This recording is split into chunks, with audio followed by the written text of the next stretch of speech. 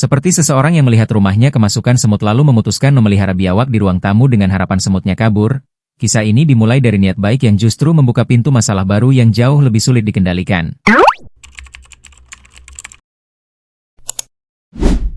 Di sekitar perairan megah Danau Toba, pernah beredar keyakinan di kalangan sebagian warga bahwa kemunculan ikan predator berwarna merah menyala yang dikenal sebagai Red Devil Cichlid adalah ancaman besar bagi keseimbangan ikan lokal. Sehingga muncullah ide yang terdengar logis di permukaan namun keliru secara ekologi, yaitu memasukkan ikan sapu-sapu dengan harapan ikan ini akan menjadi petugas kebersihan, sekaligus penekan populasi si predator merah tersebut.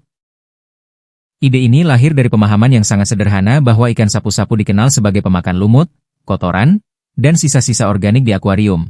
Sehingga dibayangkan bahwa di danau yang luas pun ia akan berperan sebagai penyeimbang alami yang diam-diam membantu mengatasi masalah tanpa perlu campur tangan manusia lagi. Persis seperti membayangkan tukang sapu kecil yang rajin membersihkan stadion sepak bola sendirian.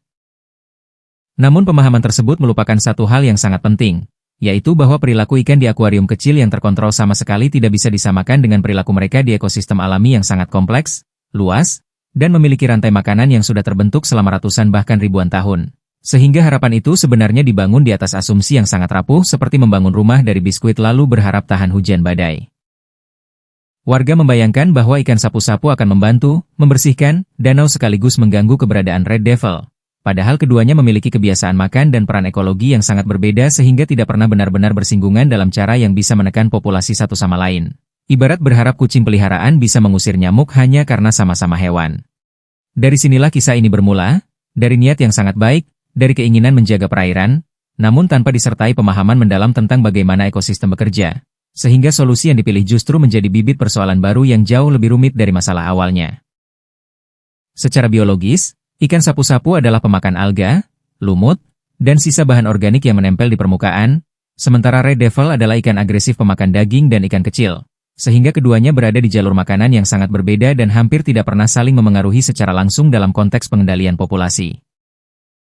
Membayangkan ikan sapu-sapu dapat mengurangi Red Devil sama seperti berharap tukang parkir bisa mengurangi kemacetan jalan tol hanya karena sama-sama berada di sekitar kendaraan, padahal perannya sama sekali tidak menyentuh inti masalah. Red Devil berkembang biak dengan cepat karena sedikitnya predator alami di danau tersebut, bukan karena kurangnya ikan pembersih, sehingga memasukkan sapu-sapu tidak mengubah tekanan ekologis yang dialami Red Devil sama sekali, dan justru menambah satu spesies asing lagi ke dalam sistem yang sudah terganggu. Lebih jauh lagi, ikan sapu-sapu memiliki kemampuan adaptasi yang luar biasa, kulit keras seperti baju zirah, dan daya tahan hidup di berbagai kondisi air. Sehingga alih-alih menjadi solusi, ia justru menjadi spesies invasif baru yang sulit dikendalikan. Seperti tamu yang diundang untuk membantu bersih-bersih tetapi malah menetap, bawa koper, dan tidak mau pulang. Kesalahan utama di sini adalah menyamakan fungsi pembersih akuarium dengan penyeimbang ekosistem danau, dua hal yang secara konsep sangat jauh berbeda walaupun sekilas terdengar mirip di telinga awam. Setelah ikan sapu-sapu berkembang biak di danau, dampaknya mulai terasa pada ikan-ikan lokal dan struktur dasar ekosistem perairan itu sendiri. Karena ikan ini menggali dasar danau untuk membuat sarang sehingga merusak tempat bertelur ikan asli. Kebiasaannya menggerus permukaan batu dan dasar perairan membuat sedimen naik ke air, menyebabkan kekeruhan meningkat dan mengganggu proses fotosintesis tanaman air yang menjadi sumber oksigen alami. Seperti seseorang yang ingin membersihkan meja tetapi malah mengaduk debu ke seluruh ruangan. Ikan-ikan lokal yang bertelur di dasar perairan kehilangan tempat berkembang biak yang aman, sehingga populasi mereka perlahan menurun bukan karena dimangsa Red Devil saja, tetapi karena habitatnya rusak oleh kehadiran spesies baru yang tidak pernah diperhitungkan sebelumnya. Ikan sapu-sapu hampir tidak memiliki predator alami di danau tersebut karena tubuhnya keras dan tidak disukai banyak ikan pemangsa, sehingga populasinya bisa meledak tanpa kontrol, menciptakan masalah baru yang tidak pernah dibayangkan di awal. Di titik ini, terlihat jelas solusi yang diharapkan menjadi penolong justru berubah menjadi tekanan tambahan bagi keseimbangan alam yang sudah rapuh. Kisah ini menunjukkan satu pelajaran penting bahwa ekosistem bukanlah ruang eksperimen yang bisa diisi makhluk hidup sesuka hati hanya karena terdengar masuk akal di kepala manusia. Sebab alam bekerja dengan hubungan yang sangat kompleks yang seringkali tidak terlihat di permukaan. Memasukkan spesies asing ke habitat baru tanpa kajian ilmiah ibarat menambahkan bumbu dapur secara acak ke dalam masakan orang lain lalu berharap rasanya tetap enak. Padahal bisa saja seluruh cita rasanya berubah total.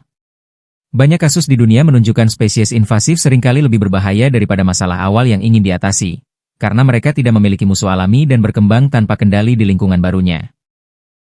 Kesalahan ini bukan karena niat buruk, tetapi karena kurangnya pemahaman bahwa solusi ekologi harus berbasis ilmu pengetahuan, bukan sekadar logika sederhana yang terlihat benar di permukaan.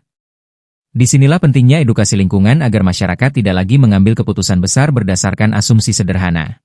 Seringkali manusia lupa bahwa setiap makhluk hidup di suatu perairan seperti Danau Toba sudah menempati posisi pekerjaannya masing-masing dalam rantai makanan selama waktu yang sangat panjang. Sehingga ketika satu spesies baru dimasukkan tanpa memahami perannya, efeknya bukan sekadar menambah penghuni baru melainkan menggeser keseimbangan lama yang sudah stabil seperti menambahkan satu pemain drum ke dalam orkestra tanpa partitur yang jelas lalu berharap musiknya tetap harmonis. Kita cenderung berpikir bahwa alam itu fleksibel dan bisa menyesuaikan diri dengan cepat terhadap perubahan yang kita buat. Padahal kenyataannya banyak perubahan kecil yang kita anggap sepele justru membutuhkan waktu puluhan tahun bagi alam untuk beradaptasi. Persis seperti tubuh manusia yang bisa langsung merasakan efek salah makan dalam sehari tetapi butuh waktu sangat lama untuk memulihkan kesehatannya kembali. Dalam konteks ini, keputusan memasukkan ikan sapu-sapu sebenarnya menunjukkan bagaimana logika manusia seringkali terlalu menyederhanakan persoalan alam. Karena kita melihat fungsi satu makhluk hidup hanya dari satu sisi yang tampak oleh mata, tanpa memahami bahwa di balik itu ada interaksi rumit dengan dasar perairan, kualitas air, tempat berkembang biak, dan hubungan dengan spesies lain yang tidak terlihat secara kasat mata. Ini seperti seseorang yang melihat kamar berantakan lalu menyuruh kambing masuk ke kamar dengan harapan semua kertas dimakan dan kamar jadi bersih, tanpa memikirkan bahwa kambing itu juga akan mengunyah bantal, tirai, bahkan kabel listrik yang akhirnya membuat kerusakan jauh lebih besar dari kertas yang berserakan tadi. Setiap tindakan terhadap lingkungan seharusnya didahului oleh pertanyaan sederhana namun krusial, yaitu, apa yang akan terjadi dalam 5, 10, atau 20 tahun ke depan, karena alam selalu bereaksi dalam jangka panjang sementara manusia seringkali hanya berpikir dalam jangka pendek yang terburu-buru. Masalah ini terjadi karena adanya kesenjangan antara pengetahuan populer dengan ilmu ekologi yang sebenarnya, sehingga masyarakat cenderung menggunakan pengalaman sehari-hari seperti melihat fungsi ikan di akuarium sebagai dasar keputusan di alam terbuka. Kurangnya pendampingan ilmiah dan sosialisasi dari pihak terkait membuat ide yang salah bisa menyebar cepat seperti gosip tetangga yang lebih cepat dipercaya daripada pengumuman resmi. Kasus ini bisa menjadi pelajaran penting bahwa menjaga alam bukan hanya soal niat baik, tetapi juga soal pemahaman yang benar dan konsultasi dengan ahli sebelum mengambil tindakan yang berdampak luas. Dengan belajar dari kejadian ini, masyarakat di sekitar danau dan di tempat lain bisa lebih berhati-hati dalam memperlakukan lingkungan, karena sekali keseimbangan terganggu, memulihkannya jauh lebih sulit daripada menjaganya sejak awal. Akhirnya kita menyadari bahwa alam bukanlah papan catur tempat manusia bisa memindahkan bidak sesuka hati tanpa konsekuensi yang panjang dan rumit. Semoga cerita ini membuka wawasan kita semua tentang pentingnya memahami ekosistem sebelum bertindak. Dan jangan lupa untuk like, subscribe, dan komen agar semakin banyak orang yang sadar pentingnya menjaga alam dengan cara yang benar. Sampai jumpa di video berikutnya.